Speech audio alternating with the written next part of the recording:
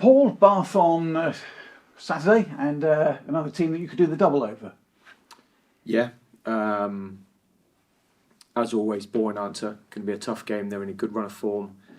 I know the manager very well. He's from Plymouth, so I know him very well. They don't concede many goals. He's definitely shored them up and got them out of those relegation spots. So he's done a great job, and we know it's going to be a tough test.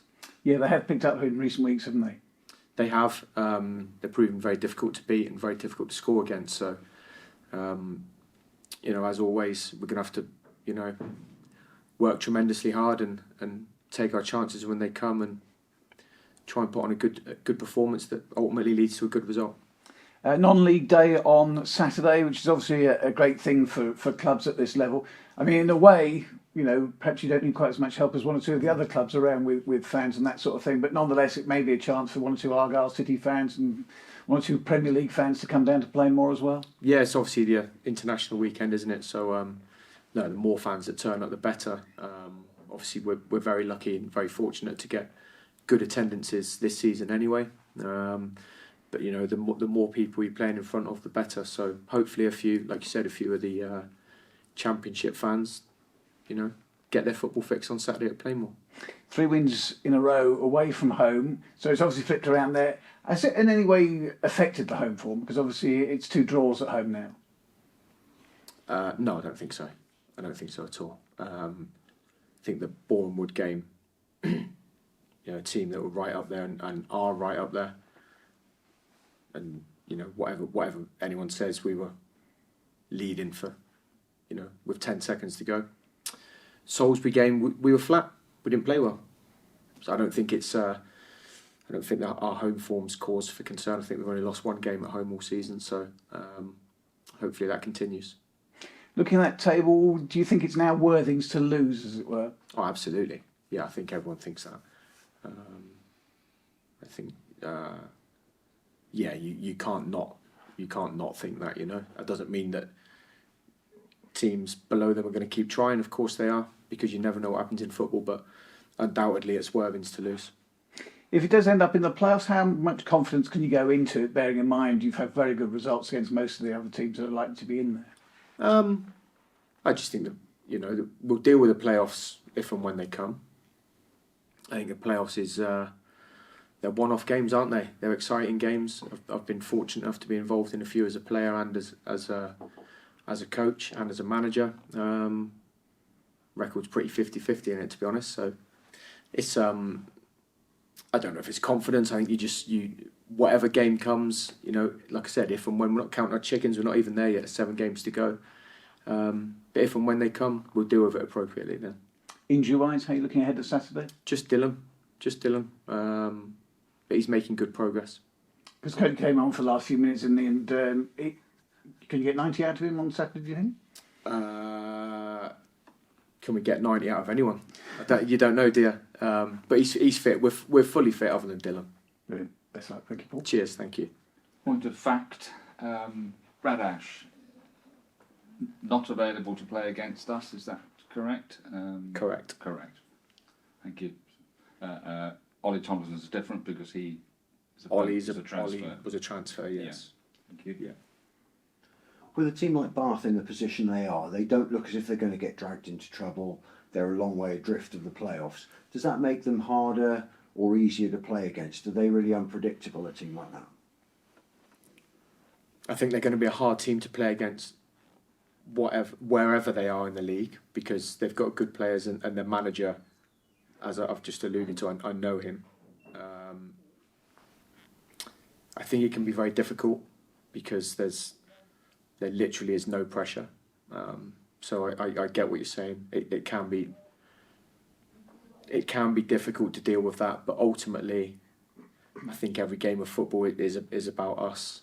It's about Torquay United, what we do on the day, whoever we're playing, whether that's a team going for promotion, battling against relegation, or with a team with nothing riding on the game other than personal pride. I'm a firm believer in if we're on it and we look after ourselves, I think that's what we need to do more than worry about You know, we obviously we take care of the opposition. We go into detail about them, but I'm a firm believer in it's all about Torquay United. And the other thing that people have been watching this week is the chairman's chat videos. Yeah. Very upbeat, very positive, Brilliant. very supportive. You watched them. What did you think? I think, well, they're great. They're great people to work for. I think it shows that transparency, the honesty with the fans. I think the relationship they have with the fans is fantastic. You know, at away games, standing with the fans, I think it's really, really important. It doesn't happen at football clubs. I love the way they're doing things differently. I think it's great. I'm very fortunate to have them supporting me. And I think the club's in really safe hands. The biggest thing I love about them is that, you know, we spoke about before, it's not my place to speak about what happened before. I wasn't here. I will never comment on it. But they've come in and saved the football club. And they're doing it sensibly. You know, I think the club's in really good hands. Paul, one of the things that Mark Bowes-Kavanagh said during that chairman's chat was you kind of learn to respect what you do, because he wasn't very sure what it involved to be a football manager and how much work there is. Yeah. Do you think only football managers understand that or not, or is it? I know everyone thinks their job's My hard. missus understands it. Look, it's like any job. You know, if you're invested in it and you want to do as good as you can possibly do, then you have to put the hours in, don't you? I think the thing with football management is it's there's no set hours. It's not 9 to 5. You taking calls late about players or recruitment, recruitment takes up the biggest part of it. You know, it's coaching and training's great because that's the easy bit. It can be it can be hard work, but I've got good people around me who work as hard as well. You know, it's not just solely on me, but I think it's unsociable hours. You talk about recruitment, just quickly on that. This end of the season, that's still a part of it, is it? You're looking ahead to next season, you're already making calls, receiving calls for next season? Yeah, definitely. I mean, that literally never stops. Also, our transfer deadline day is a week today. That'll be our last opportunity to bring in any players if I feel we need them or if the board sanction it. I think on a daily basis I will have calls or make calls regarding players. You mentioned about it being the important thing is about ourselves and everything, and there was the Salisbury scenario. Yeah. Where I think you felt right from the word go that there was something not quite right. Is that? Do you think they've, as a group, I'm sure they agreed with you in the end because the evidence was out there, wasn't it? But is that a sort of, in your mind, have you helped? I hope that penny's dropped now, or is it a fairly brutal? I'm not even going to allow them to have an off night kind of thing, or. Where do you stand on that? I think they responded very well against Dorking. Yeah. I think it's one of those days. It's not a good answer, but sometimes you can't put your finger on it. It wasn't through. We didn't do any lack of effort thing. It wasn't lack of effort. We didn't do anything different in the build up to the game. You can look. You know, we had a couple of long trips before that. Did that have an effect on it? Were we a little bit fatigued? It was certainly a lethargic performance. Salisbury were outstanding on the night. I mean, it's probably as good as they've played all season. There's that as well. It's not a great answer. I can't put my finger on it, and it's living in the past. And if we'd done this, could I have freshened it up? Of course, I could have. In hindsight, did I get some things wrong? I don't know. Probably. You know what I mean? Their second goal was a lucky goal. Do you know what I mean? Even though they had chances before that, which they should have taken, the chance where you're comfortable when the lads got the ball, he didn't mean that. Do you know what I mean? And 99 times out of 100, it goes straight into Hammy's hands. So there's that as well. But we kept going. We didn't lose. Our reaction was to going 2-1 down was good. It was a flat night. We didn't play well. But we come out in the end. It might be a point gained. I don't know, but it was definitely not through lack of preparation or lack of effort from the players or doing something different. It was just, what happens? People will be expecting me to say it was because of this, and it's just flat. It was just flat, and when you've got 8 or 9 boys who are flat, you're going to struggle in any game of football. Yeah, I think I'm right in saying you before the game against Dorking, you, as always, told the players to go over and acknowledge the fans before the kick-off and everything.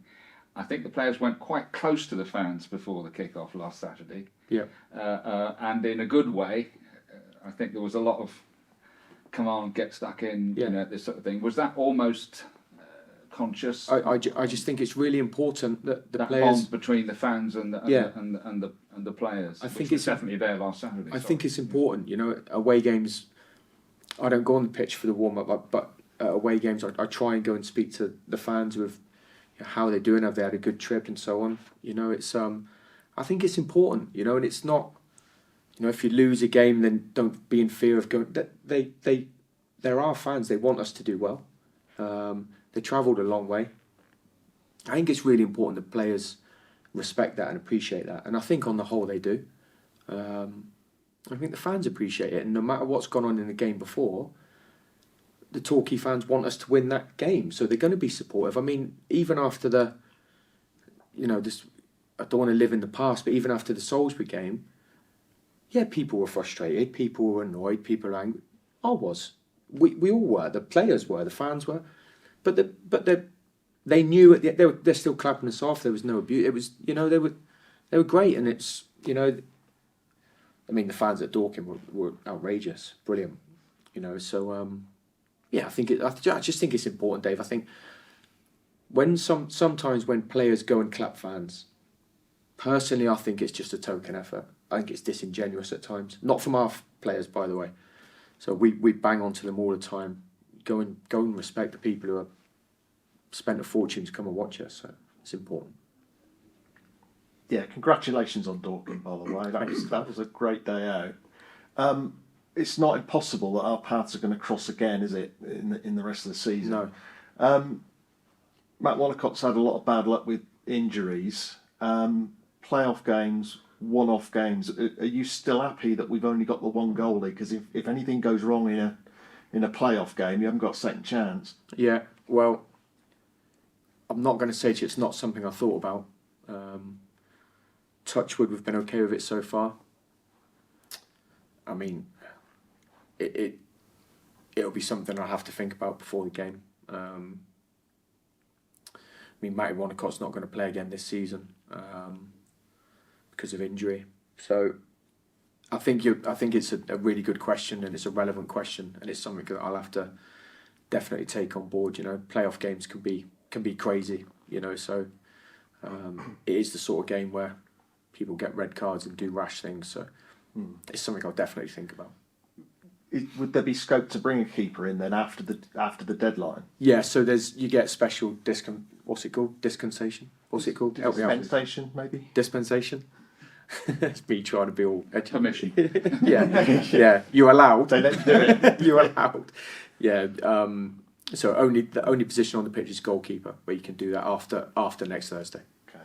Yeah. Did you ever have a chance to have that drink with Mark White last week or not? It didn't come about. No, it didn't come about. But I never need asking twice for a beer, Clive. So.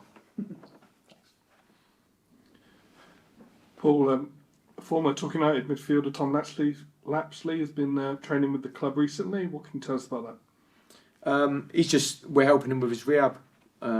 He trained on Tuesday with us. I think it's important. Listen, he got injured playing for Torquay United. I think Torquay United should help him with his rehab. He's an infectious character. I loved having him on the training ground.